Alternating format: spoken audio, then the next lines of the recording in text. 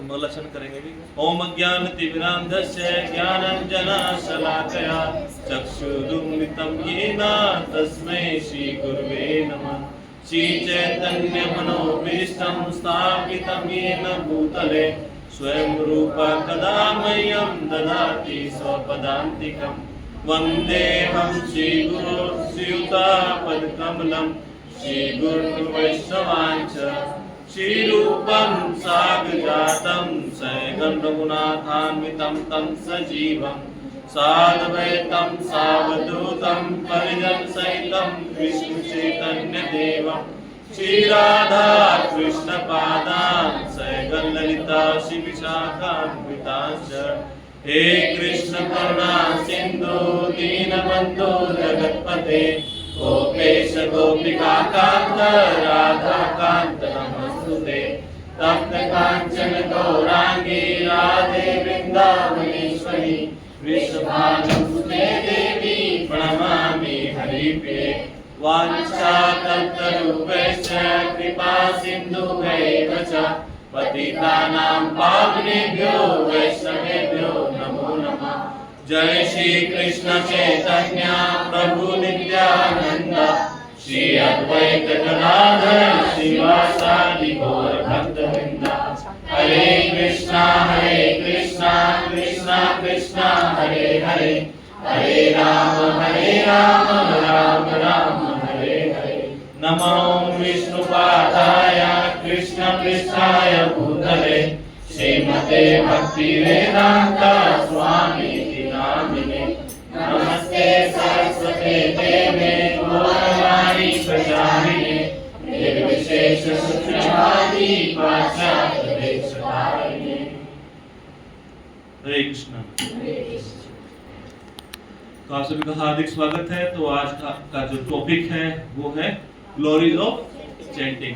वैसे तो कई बार यहाँ पर चैंटिंग के बारे में लेक्चर हो चुका है, ऑलरेडी कई बार बता चुके हैं, फिर भी हमें बार बार सुनना चाहिए। क्यों सुनना चाहिए?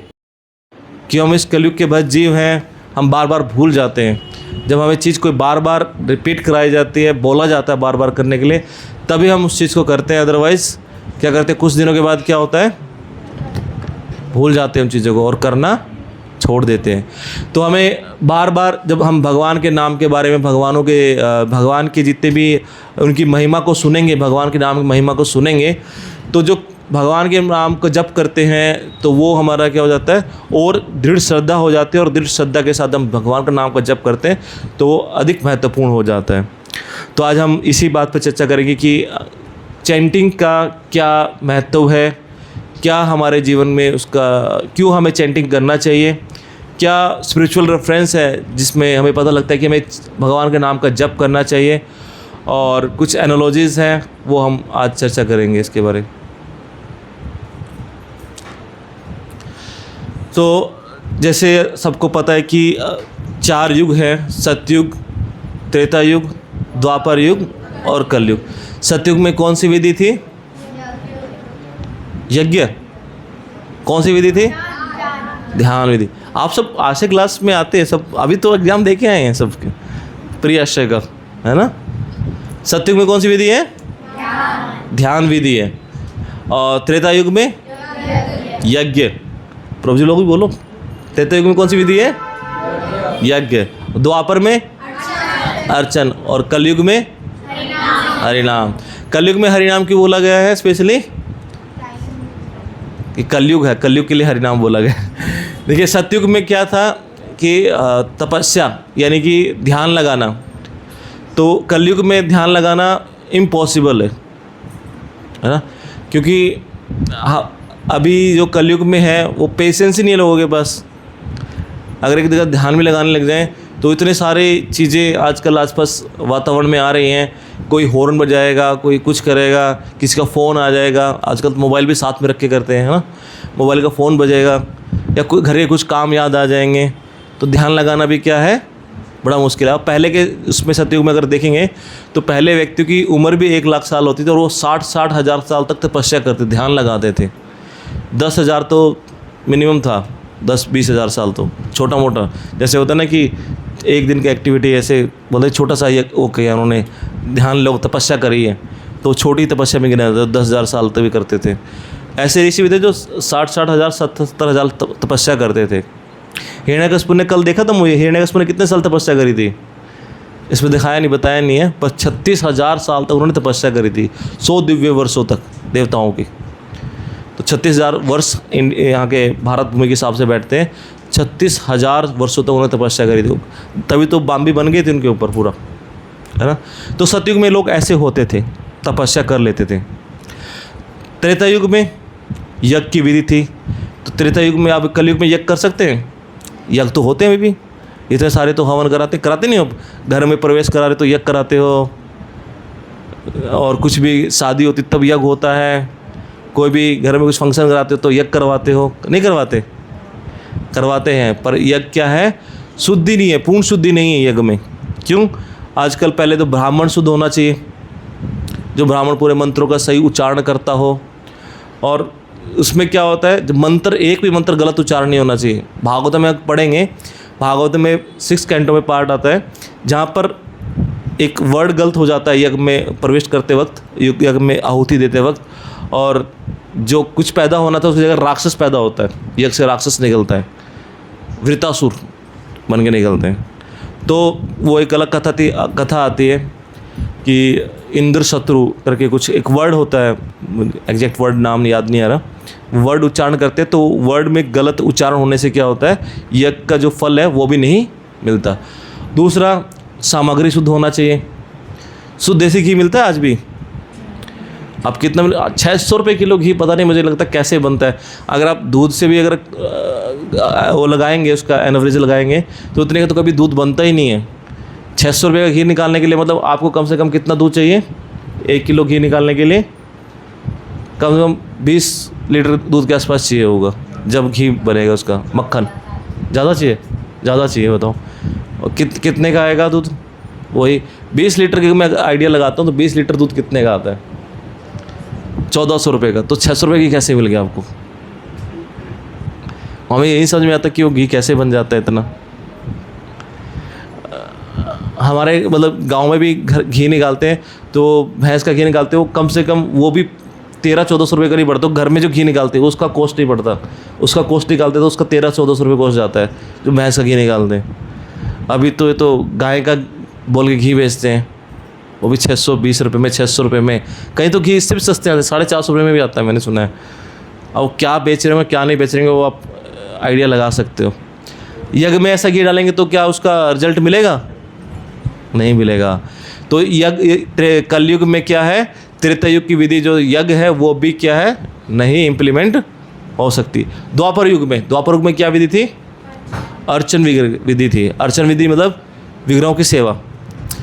अब देखेंगे कि कुछ मंदिरों में भी विग्रह सेवा चल रही है, क्योंकि कलयुग का भी जस्ट एंट्री हुआ है और द्वापर युग अभी अंत हुआ है, तो उसका जो अर्चन विधि है अभी भी चल रहा है थोड़ा बहुत। बट मैक्सिमम मंदिर में देखोगे अर्चन विधि बहुत ही स्टैंडर्ड बहुत ही लो हो गया है। अब जाओगे कई मंदिरों में जाओगे, मैक्सिमम मंदिरों में देखोगे एक ड्रेस पहना दी जाती है, जन्माष्टमी पे चेंज होगी या रामनवमी पे चेंज होगी, ऐसे जन्मदिन पे चेंज होती है ड्रेस, बाकी दिन शीशों में बंद रहते हैं। देखा आपने? धूल मिट्टी सब जमा रहती है, कोई सेवा नहीं होती। तो अर्चन विधि में अर्चन पूजा नहीं आती, उसकी डिटीज़ की सेवा भी पूरा इंक्लूड आता है। तो धीरे धीरे देखना विग्रहों की सेवा बंद हो रही है। अब खुद आप आसपास भक्तों के समाज में रहते हो, भक्तों के समाज में आपको दिखता है विग्रहों की सेवा। आप बाहर जाकर देखिए, दिन पर दिन जो बच्चों का मंदिर जाना भी बंद हो रहा है। जितने भी बच्चे हैं मंदिर में नहीं जा रहे। पहले क्या था, पहले हर एक माता पिता अपने बच्चों को मंदिर जरूर लेके जाते थे, और सबका श्रद्धा था, बच्चों का भी श्रद्धा था, माता पिता का भी श्रद्धा था। धीरे धीरे न्यूक्लियर फैमिली आया। न्यूक्लियर फैमिली में क्या हुआ कि हमें जीने का अधिकार है ना, हमें किसी के गाइडेंस में रह के नहीं जीना है, हमें किसी के अंडर में रह के नहीं जीना है, हम अपना जीवन जिएंगे। हमने ऐसा जीवन जिया, मेरे बच्चे तो इससे अच्छा जीवन दूंगा मैं उनको। मेरे बच्चे कैसे किसी के उसमें रहेंगे, दादा दादी के अंदर में नहीं रहेंगे, अलग से रहेंगे। तो अलग अलग फैमिली जाके रहने लगी। जो माँ बाप से, दादा से जो संस्कार आ रहे थे वो सारे क्या हो गए, बंद हो गए। और इससे क्या हुआ, सबसे बड़ा इम्पैक्ट कल्चर पे ही पड़ा है ना।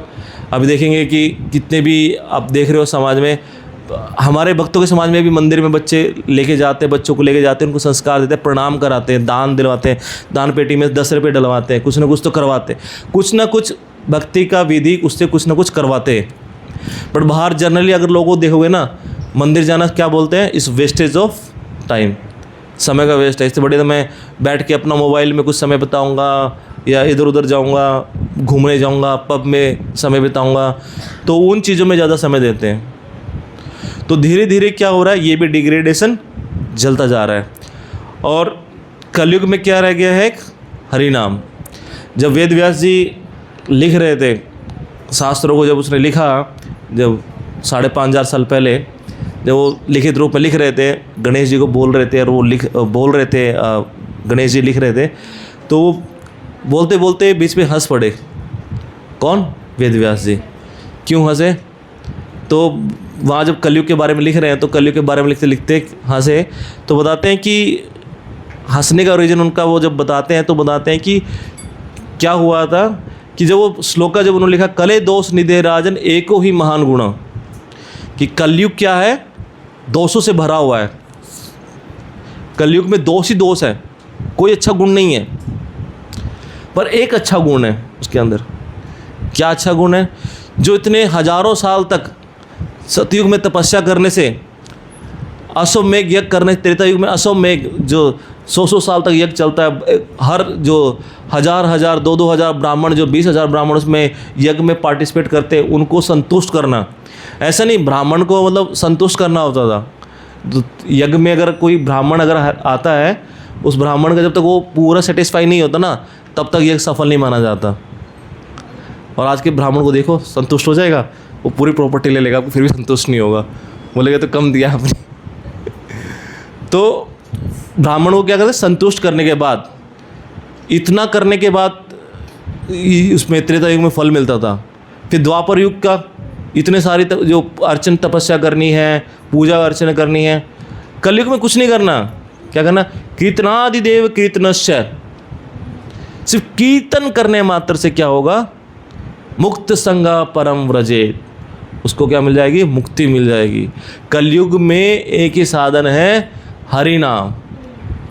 इसलिए वीरनाथ पुराण में बोल रहे हैं, हरे नाम हरे नाम हरे नाम केवलम, कलो नास्तेव नास्तेव नास्तेव गतिरन्यथा। क्या है? इस कलयुग में एक ही आधार है। क्या है? हरि नाम हरि नाम हरि नाम। हम एक बार में समझ में आएगा नहीं, तो क्या बोला, 3 बार बोला कि कलयुग के लोग हैं, है ना। क्या होगा? सिर्फ हरि नाम हरि नाम हरि नाम, हरि का नाम, और कोई नाम भी नहीं है, सिर्फ हरि का नाम। हरि का नाम ही क्या है, केवल एकमात्र साधन है। कलो नास्तेव नास्तेव नास्तेव, कोई और नहीं, कुछ और नहीं, कुछ और नहीं। वो 3 बार बोला ये भी कि नहीं नहीं, कुछ और नहीं है भाई, कुछ और नहीं है, सुन लो, कुछ और नहीं है, ये बता रहे हैं 3 बार। हम समझ में नहीं आने वाली चीज़ ना, इसलिए बोल रहे 3 बार बता रहे हैं, कुछ और नहीं है, सिर्फ एक हरि नाम है जो हमारा क्या कर सकते हैं, इस जगत में उद्धार कर सकता है, इस कलयुग में उद्धार कर सकता है। क्योंकि भागवत में ऑलरेडी वर्णन है कि जो इस कलयुग के लोग कैसे होने वाले हैं। ऑलरेडी आप इसको रिलेट भी कर सकते हो अपने आप से, आसपास से और अपने आप से। प्रायण अल्पायुष सभ्य कल अस्मिन् युगे जना, मंद सुमंद मंद भाग्यो, अरे क्या, मंद सुमंद मत भाग्यो, आगे क्या, हाँ,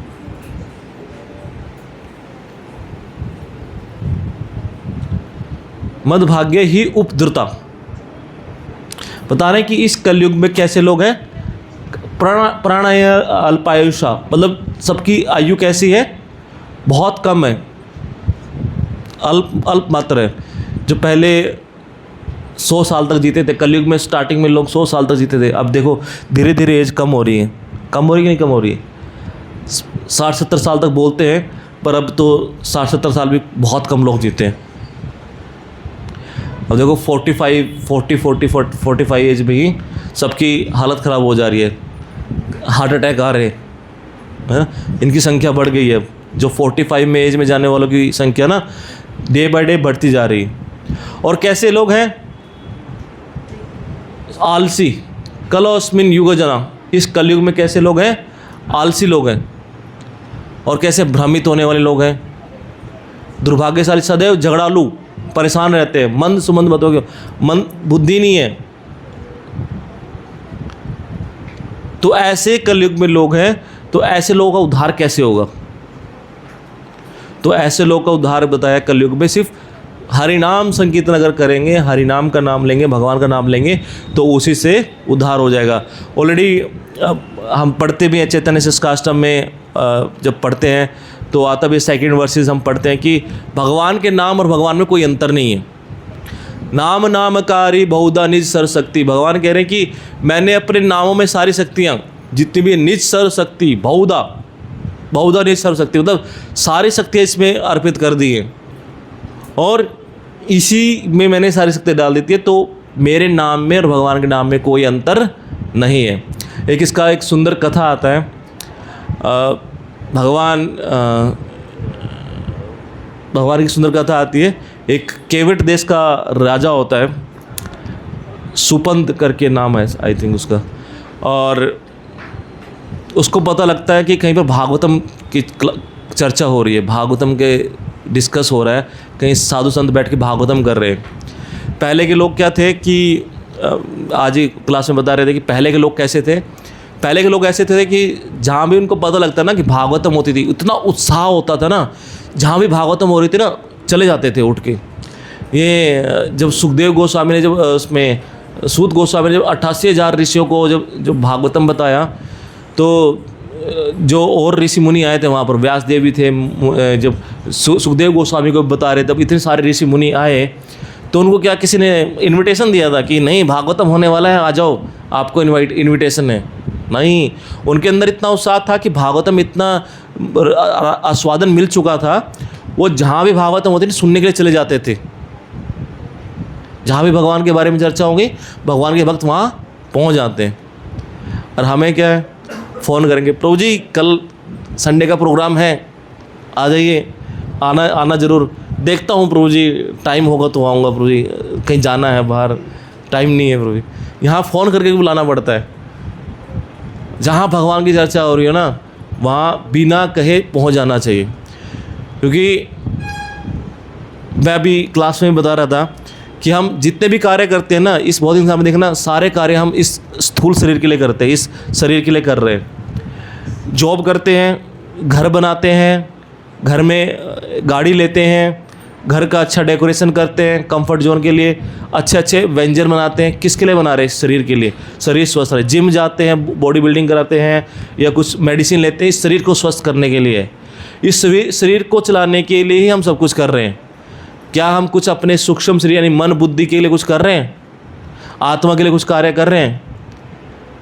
जैसे यहाँ कई बार आपको सबको आई थिंक पता होगा इस बारे में कि जब व्यक्ति मर जाता है, व्यक्ति का शरीर छोड़ देता है, तो आत्मा जब दूसरे शरीर में ट्रांसफ़र होती है, कैसे ट्रांसफ़र होती है?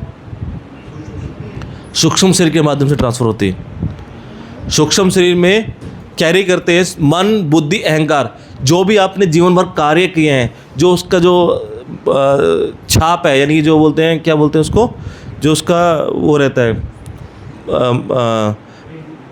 मेमोरिंग, जो उसका मेमोरी रहता है कि जो कार्य अपने जीवन भर किए हैं, तो वो उसमें स्टोरेज होता है।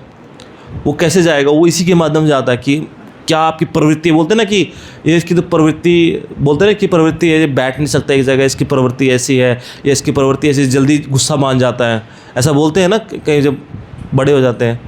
तो क्यों कहाँ से वो प्रवृत्ति कहाँ से आई? वो पिछले जन्म की प्रवृत्ति होती है। पिछले जन्म में जो आप जैसे आप थे, जैसा आपने चिंतन किया, तो वैसा ही आपको उस सूक्ष्म शरीर के माध्यम से मिलता है। क्या हम उस सूक्ष्म शरीर के लिए कुछ कर रहे हैं कि वो सूक्ष्म शरीर हमारा प्योरीफाई हो? उसके लिए कोई कुछ करता है? नहीं करता उसके लिए कोई भी कुछ। सब किसके लिए काम करते हैं? इस शरीर के लिए काम करते हैं। मेरी बॉडी को पसीना नहीं आना चाहिए, एसी चलना चाहिए, घर में भी है ना, गाड़ी में भी, मतलब एक दरवाजे से निकलते गाड़ी चाहिए एसी वाली, बस सिंपल है ना। घर में बैठे बैठे बाहर नहीं जाएंगे सब्जी लेने के लिए, ब्लिंकिट से ऑर्डर करेंगे। बाहर जाएंगे तो गर्मी पड़ रही है, लू लग जाएगी, कुछ हो जाएगा, है ना। तो इस मतलब कहने का मतलब है हम इस शरीर की कंफर्टेबिलिटी के लिए जितने भी कार्य कर रहे हैं शरीर की कंफर्टेबिलिटी के लिए कर रहे हैं, अपनी आत्मा के लिए कोई कार्य कर रहे नहीं कर रहे। यही हमें करना है। आपको शरीर के कार्य के लिए सभी बोलेंगे, आपके परिवार वाले, आपके रिलेटिव, आपके आसपास के सभी बोलेंगे आपको, पर आत्मा के प्योरिफिकेशन के लिए कोई नहीं बोलेगा। एक भक्ति आपको हमेशा बोलेगा, आज की माला हुई, आज चैंटिंग करी, आज भागवतम रीडिंग करी, आज लेक्चर सुना। एक भक्ति टोकता है और कोई नहीं टोकता। आप पूरे इसमें देख ले, कोई नहीं टोकेगा आपको। सिर्फ भक्ति आपको बोलेगा कि चलो धाम चलते हैं, यात्रा चल रही है, चलोगे यात्रा, चलो आज भागवतम करते हैं, आज भागवतम सुनते हैं, आज लेक्चर सुनते हैं, आज प्रसाद पाते हैं। तो भक्ति की विधि कौन कराता है? भक्तों के संग में ही होती है। तो यहाँ भगवान बता रहे हैं कि भगवान बोल रहे हैं कि मैंने अपनी सारी शक्तियाँ नाम में भर दी है। मैं कथा बता रहा था एक भक्तों के संग में, जब से ही उसको पता लगा राजा को कि भागवतम हो रही है, सुमेरु पर्वत भागवतम हो रही है, वहाँ पर चर्चा चल रही है, तो उसका क्या करता है, जाने की इच्छा होती है और चलता है। जब वो जाने लगता है तो बीच में कौन मिलते हैं? हमेशा की तरह नारद मुनि जी आ जाते हैं। नारद मुनि आते हैं, नारद मुनि बोलते हैं कहाँ जा रहे हो? जो कह रहे भागवतम की चर्चा हो रही है, भागवतम की कथा हो रही है, वहाँ सुनने जा रहा हूँ। बहुत अच्छा, बहुत बढ़िया है, भक्तों के संग में जाना चाहिए, सुनना चाहिए। कहाँ पर हो रही है? कौन कौन है वहाँ पर? वहाँ बड़े बड़े महाभागवती भक्त आ रहे हैं, ऋषि मुनि आ रहे हैं, भक्तों के बीच में चर्चा होगी। ओ ये तो और बढ़िया, भक्तों के संग में भागवतम सुनोगे, लव मात्र साधु संग में से हमारा उद्धार हो जाता है। ये तो अच्छी बात है, ये बढ़िया है।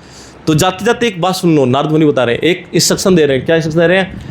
कि वहाँ जाओगे सारे ऋषि मुनियों को प्रणाम जरूर करना। हाँ बिल्कुल बिल्कुल, राजा बोल रहा है बढ़िया से कि मैं प्रणाम करूँगा, सबको प्रणाम करूँगा। ठीक है। फिर बोलते हैं अच्छा तुम जाते रहो, एक बात और सुन लो। क्या? फिर नारद मुनि बोलते हैं कि वहाँ पर ना विश्वामित्र मुनि भी होंगे, अब उनको प्रणाम मत करना। अरे राजा, नारद मुनि जी क्या बोल रहे हो? अभी तो बोल रहे सारे ऋषि मुनि को प्रणाम करना, उनको प्रणाम क्यों नहीं करूँगा? उनको भी प्रणाम करना चाहिए मेरे को। तो नहीं, वो पहले क्षत्रिय थे ना विश्वामित्र मुनि, तो आप भी राजा, वो भी राजा, अभी ब्राह्मण बने ना, अभी तो ऋषि मुनि बने ना, तो आप ना भी करो चलेगा। चलो ठीक है, आप बोल रहे तो ठीक है जी। अब वहाँ पहुँचते हैं, जब भागवतम शुरू होने वाला है तो नारद मुनि क्या करते हैं? पहले सारे ऋषि मुनियों को प्रणाम करते हैं। अब जब प्रणाम करते हैं तो जैसे ही विश्वामित्र मुनि आते हैं उनको प्रणाम नहीं करते, आगे निकल जाते हैं। दूसरे फिर आगे ऋषि मुनि को प्रणाम करते हैं। अब किसी ऋषि मुनि को प्रणाम ना करो तो गुस्सा क्या होता है? भयंकर गुस्सा आ जाता है। तो विश्वामित्र मुनि गुस्सा हो जाते हैं, ये क्या, ये मेरे को प्रणाम नहीं, सबको प्रणाम किया, मेरे को प्रणाम नहीं किया, क्यों? ये तो मैं तो ऋषि मुनि, मतलब तो ब्रह्म ऋषि हूँ और ये वो है राजा हैं। तो कोई बात नहीं, भागवतम हो जाने, पहले भागवतम चर्चा हो रही है, क्लास चर्चा हुआ। चर्चा होने के बाद विश्वामित्र जी मुनि उठे, पहले तो उनको ढूंढा, वो भी चले गए, राजा भी चले गए। भाई कहाँ गए? पहुँचे कहाँ पर? अयोध्या। कहाँ पहुँचे? अयोध्या पहुँच गए। अयोध्या पहुँचे, राम जी को बोलो, राम जी कर रहे थे रेस्ट, है ना। लक्ष्मण जी पहरा दे रहे थे बाहर कि आए विश्वामित्र मुनि, बोले मुझे राजा राम से मिलना है, वो अभी रेस्ट कर रहे हैं, अभी रुकिए, उनसे मिलने का समय नहीं है, अभी थोड़ी देर बाद उनसे मिलना। तो बोला जहाँ राजा सोता है तभी उनके राज्य में ऐसे कार्य होते। अब विश्वामित्र मुनि थे ऐसे ऋषि, तो जैसे दुर्वासा मुनि जल्दी गुस्सा हो जाते हैं, ऐसे विश्वामित्र भी थे, क्योंकि क्षत्रिय स्वभाव था ना उनका शुरू से, तो क्षत्रिय से वो ऋषि बने हैं, तो थोड़ा सा भाव उनका रहता है गुस्सा होने का। तो क्या हुआ, भगवान राम ने सुना, उनको आवाज़ आ गई, जब इतना ऊंची आवाज़ में बोल रहे हैं तो उनको आवाज़ आई, तो आए बाहर। ऋषिवर क्या हुआ, बताइए क्या हुआ? उन्होंने कहा आपके राज्य में ऐसा अपमान मेरे को, मतलब आपके, क्योंकि गुरु है ना भगवान राम के, क्या कौन है? विश्वामित्र गुरु है ना, उनसे शिक्षा लिया था। तो बोला मेरे गुरुवर का अपमान किसने किया, बताइए, मैं उसको दंडित करेंगे। पहले बताओ क्या दंड दोगे, मुझे प्रणाम नहीं किया, उसको दंड क्या दो? पहले नाम तो बता नहीं, पहले आप बताओ क्या दंड दोगे। भगवान राम बोलते मैं, जिसने आपको प्रणाम नहीं किया मैं उसका सिर क्या कर दूंगा? धड़ से अलग कर दूंगा। फिर वो बोलते नाम बताओ, फिर नाम बताया, भाई सुपंग करके राजा हैं केवट देश के। ठीक है, कल हम जाएंगे, कल मैं अपनी सेना को लेकर जाऊंगा और उस व्यक्ति जिसने आपको प्रणाम नहीं किया उस राजा का मैं क्या करूंगा? उसका सर धड़ से अलग कर दूंगा। अब गुप्तचर तो हर एक के राजा के होते ही हैं। अब उसके पास खबर पहुंचती है, किसके पास? सुपंग राजा के पास खबर पहुंची कि भगवान राम ने मारने का प्रण लिया है, आपका जो सर धड़ से अलग करने का प्रण लिया है, अब देखिए आप क्या कर सकते हैं। अरे मुझे तो नारद मुनि ने बोला तो उसको प्रणाम नहीं कर रहा, मैं तो उनके कहने में प्रणाम नहीं किया था। अब नारद मुनि ने मुझे फंसा दिया। अब नारद मुनि कहाँ, ढूंढो उनको। अब वो नारद मुनि के पास जाते, नारद मुनि जी क्या करवा दिया आपने, मेरे को फंसा दिया। आपने बोला था कि उनको प्रणाम मत करना, वो तो क्षत्रिय हैं, कुछ नहीं होगा। अब वो तो भगवान राम मेरे को दंड देने के लिए आ गए। अरे कुछ नहीं होगा, मृत्यु सबकी आनी है, मृत्यु तो आती है, शरीर तो त्यागना ही है। तो बोले कि त्यागना तो है, पर मैं अभी तैयार नहीं हूँ, मुझे क्या करना है बताओ। फिर जब जिद करते हैं तो बोलते हैं ठीक है, मैं सब बताता, एक उपाय बताता हूँ, आप क्या करो, अंजनी की वहाँ गुफा है, वहाँ पर भगवान हनुमान जी की जो माता है वो रहती हैं। तो आप वहाँ उसके द्वार पर जाकर रोने लग जाओ, और ऐसा रोना कि आपकी आज ही आपकी मृत्यु होने वाली है, ऐसा रोना। अब उसका नेचुरल था, उसकी मृत्यु तो होने वाली थी भाई, भगवान राम ने प्रण लिया, वो भी राम ने, भगवान राम होता ना कि कृष्ण राखे मारे के मारे, कृष्ण मारे राखे क्यों, है ना। भगवान अगर किसी को मारने का प्रण ले लें तो उसको कौन बचा सकता है ना। तो अब बेचारे वो रोने लगते हैं वहाँ पर। तो अंजनी बाहर आती हैं कि क्या हुआ बेटा, क्या हुआ, तुम क्यों रो रहे हो। उन्होंने कहा मेरे साथ ऐसा ऐसा करके, उसने अपना बताते हैं कि मैंने उनको प्रणाम नहीं किया तो वो मेरे पीछे मारने के लिए आए हुए हैं और मुझे वो मार देंगे। मतलब विश्वामित्र, भगवान राम का नाम नहीं बताते, किसका नाम बताते हैं, श्री विश्वामित्र जी, कि वही भगवान राम का नाम बताते तो पीछे हट जाएंगे। भाई ऐसे करके हुआ है तो मेरी रक्षा करो, मेरी रक्षा करो। ठीक है, मैं कुछ करती हूँ, आपकी रक्षा करती हूँ, रक्षा करूँगी। फिर उसके बताते हैं अच्छा, मतलब फिर उसके बाद बताते हैं कि मतलब वो कैसे मारेंगे आपको, मतलब विश्वामित्र मुनि क्यों आपको मारना। फिर वो बाद में इंसिडेंट पूरा बताते हैं कि ऐसे करके भगवान राम ने प्रण लिया है और कल वो मुझे मारने के लिए आ रहे। अब वो भी चिंता हो जाती है, अब क्या होगा। अब मैंने भी इनको बोल दिया कि मैं रक्षा करूँगी आपकी, सुपंग राजा की। तो ठीक है, देखते हैं क्या करते हैं। शाम को आते हैं हनुमान जी, तो माता बात करती है हमसे, भाई ये क्यों आए हुए हैं यहाँ पर। फिर बताते हैं कि हाँ वो कुछ विश्वामित्र मुनि ने उसको कुछ झगड़ा हो गया है और वो कुछ उनको ना, उसको भी बताते। तो मैंने इनको प्रण दे दिया है तो आपको उसकी रक्षा करनी है। हाँ माता जी, मैं आपने बोला तो मैं रक्षा करूँगा।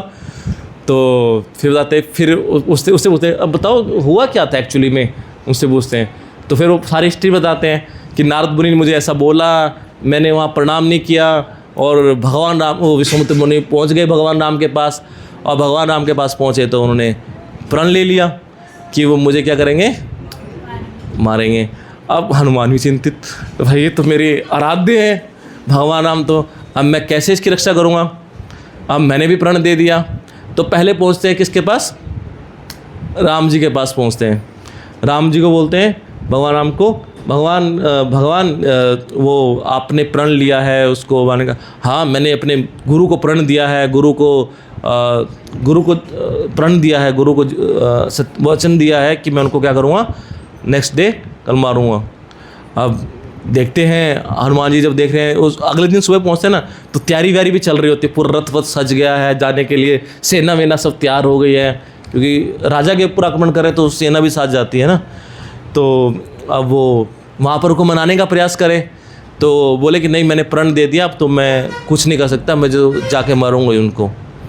तो भगवान हनुमान सोच में पड़ जाते हैं क्या करें, अब मैंने भी प्रण दिया हुआ है। अब वो सोचते हैं कि फिर उसका थोड़ा बुद्धि लगाता हूँ क्या करना चाहिए। फिर उनके माइंड में आता है भगवान के नाम से भगवान का नाम, भगवान से बड़ा कौन है, भगवान का नाम।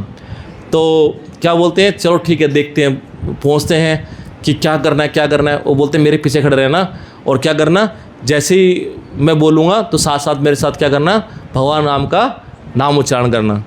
तो जैसे ही युद्ध के लिए आ जाते हैं तो बोलते हैं हनुमान हटो, मुझे से मानन, भगवान मैंने भी इनको प्रण दिया है, मुझे इसकी रक्षा करनी है। तो देखते हैं किस में शक्ति ज़्यादा है। तो भगवान राम इधर से तीर चलाते हैं और उधर से क्या बोलते हैं, उधर हनुमान क्या बोलते हैं, भगवान राम का नाम पुकारते हैं, जय श्री राम। और उधर से वो करते हैं, तीर चलाते हैं। अब वो तीर चला रहे हैं, भगवान को आनंद आ रहा है, जैसे भगवान अपने भक्त के माध्यम से भगवान का नाम सुनता है। और वो भी हनुमान जैसे भक्त, हनुमान जी के हृदय में हमेशा कौन विराजमान रहते हैं, राम हमेशा विराजमान रहते हैं। जब वो उच्चारण कर रहे हैं तो उनको बड़ा आनंद आ रहा है, वो भी मस्त तीर चला रहे हैं और वो भी क्या कर रहे हैं, जय श्री राम जैसे बोलते हैं, तीर आता है उनके पास आके वहीं गिर जाता है, उनके चरणों में प्रणाम करने लग जाता है। भगवान राम तीर चला रहे हैं और वो जैसे उच्चारण करते जय श्री राम, तुरंत तीर आता है उनके पास आकर गिर के उनके चरणों में गिर जाता है। तो ऐसे काफ़ी देर तक चलता रहा। तो विश्वामित्र देख रहे क्या चल रहा है दोनों, मतलब दोनों तीर चला रहे हैं, वो उसका नाम उच्चारण कर रहे हैं। तो फिर लक्ष्मण जी गुस्सा हो जाते हैं कि क्या इस हनुमान ने ये कर रखा है। तो हनुमान जी तीर चला देते हैं, मैं तीर चलाता हूँ। तो जैसे ही हनुमान जी को तीर लगता है तो घायल कौन हुए? हनुमान जी। अब बेहोश कौन हो गए? राम, भगवान राम बेहोश हो गए तुरंत ही। अब वो चक्कर में पड़ जाते हैं लक्ष्मण जी कि ये क्या हो गया कि उधर तीर किनको लगा? हनुमान को, बेहोश ये हो गए। तो कैसे कैसे करके वो भी गिरे, दोनों गिरे हुए हैं, हनुमान जी भी गिरे हुए हैं और वो भी। हनुमान जी फिर भी छुपा रखा, अपनी पूंछ में छुपा रखा उनको, कभी कोई मार ना दे उनको। और इधर क्यों कौन है? वो भगवान राम बेहोश हो। भगवान राम को होश आया तो देखते हैं कि मेरा भक्त है वो घायल हो गया, तो उसको थोड़ा गोदी में लेकर क्या कर रहे हैं, उसको कर रहे हैं। हनुमान जी देखते हैं, थोड़ा आँख खुलती है, भगवान राम ने गोदी में मेरे को लेटा रखा है। तुरंत क्या करते हैं, अपनी गोदी में किसको ले आते हैं? राजा को ले आते हैं इसमें को। अब वो आंखें बंद करके जैसे वो फेर रहे थे तो तुरंत देखते हैं थोड़ी देर में वो हाथ फेर रहे हैं राजा के ऊपर। तो फिर बोलते हैं कि भगवान देखो, आपने इसको मारने का प्रण लिया, आपने इसके ऊपर सिर पे हाथ भी रखा हुआ है, अब आप ही जानो क्या करना है इसका। अब गंभीर चिंता में भगवान राम भी। तो उधर से विश्वामित्र मुनि आ रहे थे, तो विश्वामित्र मुनि को उसको बोलते हैं जाओ अभी भी मौका है, विश्वामित्र मुनि आ रहे, प्रणाम कर लो जल्दी जाकर। तो वहाँ पर वो प्रणाम करते हैं। तो प्रणाम करने पर फिर विश्वामित्र मुनि खुश हो जाते हैं कि क्योंकि साधु का एक चीज़ होता है, साधु जब देखते हैं कि कोई व्यक्ति मतलब एक साधु का प्रवृत्ति होता है, साधु देखते हैं कि कोई व्यक्ति सुधर रहा है तो तुरंत क्या हो जाते हैं, उसको क्षमा कर देते हैं, खुश हो जाते हैं। साधु को कभी भी नुकसान नहीं चाहता, साधु हमेशा चाहता है कि उसका जो पाप करने का प्रवृत्ति है वो ठीक हो जाए।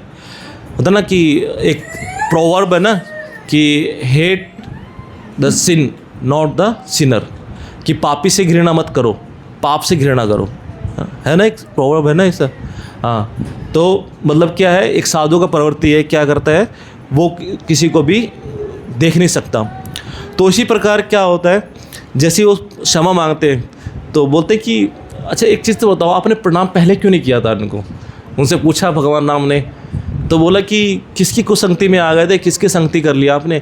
संगति तो साधु की करी थी। किसके साधु गए थे? वो नारद मुनि ने बोला। नारद मुनि तुरंत पकड़ जाते हैं। नारद मुनि बोलते हैं कि यार नारद मुनि क्या बता रहे हो आप इनको, क्या शिक्षा दे रहे हो उनको कि प्रणाम नहीं करना चाहिए साधुओं को? तो बोले तो मुझे करना पड़ा ये लीला करने के लिए। बता दें कि जहाँ भी मैं जाता हूँ ना, वहाँ एक प्रश्न पूछते हैं मेरे सभी भक्त। क्या प्रश्न पूछते हैं?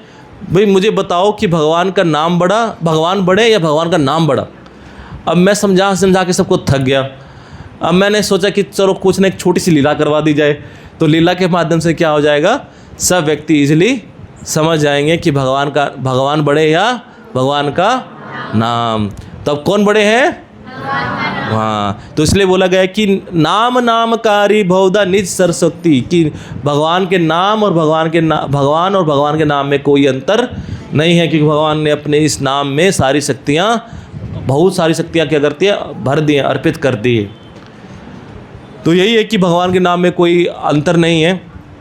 और कई रेफरेंसेस हैं, अगर आप भागवतम में भी पढ़ेंगे, भागवतम में भी कई जगह लिखा आता है कि इवन परीक्षित महाराज जब सुनने जाते हैं, सुखदेव गोस्वामी को कीर्तन का आचार्य बोला गया है, तो वो भी जब बताते हैं तो उनको ये बताते हैं कि शृण्वताम सकथा कृष्ण, कि हमें क्या करना चाहिए कि भगवान की कथाओं को सुनना और उसका कीर्तन करना चाहिए। क्योंकि कीर्तन करने से क्या होगा, भगवान का नाम लेने से क्या होगा, हम हमेशा पढ़ते हैं चैतन्य शिष्टाष्टकम में, चित्त का मार्जन होगा। किसका मार्जन होगा? चित्त का मार्जन। चित्त में जो हमारे अनर्थ जो हमारे जमा हुआ है, दो धूल जमा हुआ है ना, वो धूल जैसे मिरर होता है, मिरर देखा आपने, उस पर धूल लग जाती है तो दिखता है उससे चेहरा, धुंधला दिखता है, बिल्कुल दिखता नहीं है इतना धूल लगने से। जब धूल को साफ करते हैं तो कैसा दिखता है चेहरा? बिल्कुल साफ दिखता है। तो हमारा जो चित्त है ना, वो भी ऐसे ही मिरर की तरह क्या हो गया है, धुंधला हो गया है, बिल्कुल ही उस पर धूल लगी हुई है। तो कैसे साफ होगा? हरिनाम संकीर्तन से। चेतो दर्पण मार्जनम भव महादावग्नि निर्वापणम। जो भगवान का नाम क्या है? चित्त का मार्जन करने वाला है। और कैसा है ये? आनंदाम बुद्धि वर्धनम, ये हमारे आनंद की बुद्धि करने वाला है। तो बुद्धि करने वाला है तो ये क्या करता है कि हमारे शरीर में और उसको आनंद देता है। तो इसलिए हरि नाम हमें करना चाहिए, क्योंकि इस कलयुग में सिर्फ एक ही उपाय है, हरि नाम, ओनली हरि नाम। मैंने ऑलरेडी बताया कि जो हरि नाम है केवलम, हरि नाम है केवलम, कलो नास्ते नास्ते गतिरन्ना था।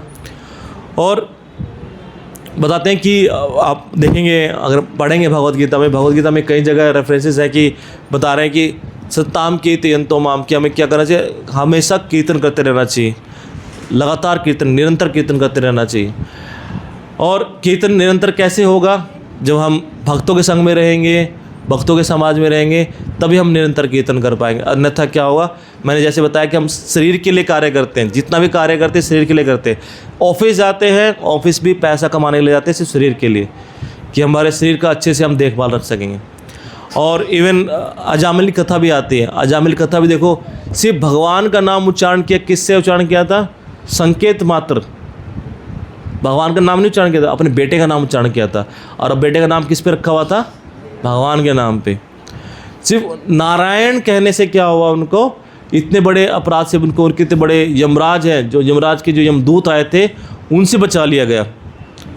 और उसके बाद उन्होंने पश्चाताप किया, पाप किया था उन्होंने, पाप करने के बाद पश्चाताप किया था। पश्चाताप कैसे किया? हरिद्वार गए, हरिद्वार 6 महीने तक क्या करी? तपस्या करी, भगवान का नाम लिया, तब जाकर वो शुद्ध हुए और भगवान के धाम में प्रवेश मिला।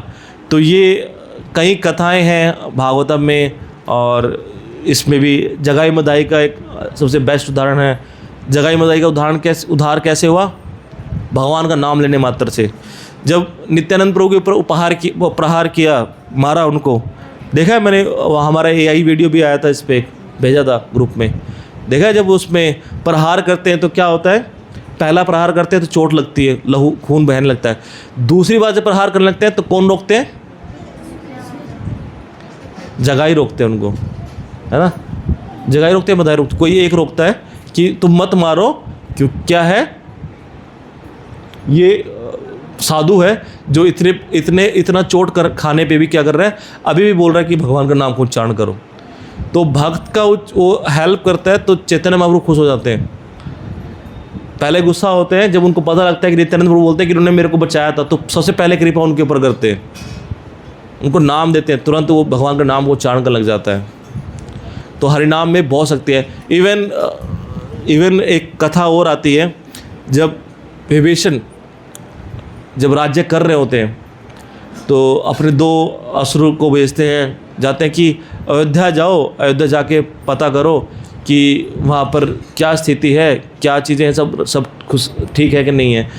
तो असुर बोलते हैं कि हम समुद्र, इतना बड़ा योजन समुद्र है, वो कैसे क्रॉस करेंगे, कैसे पार करेंगे?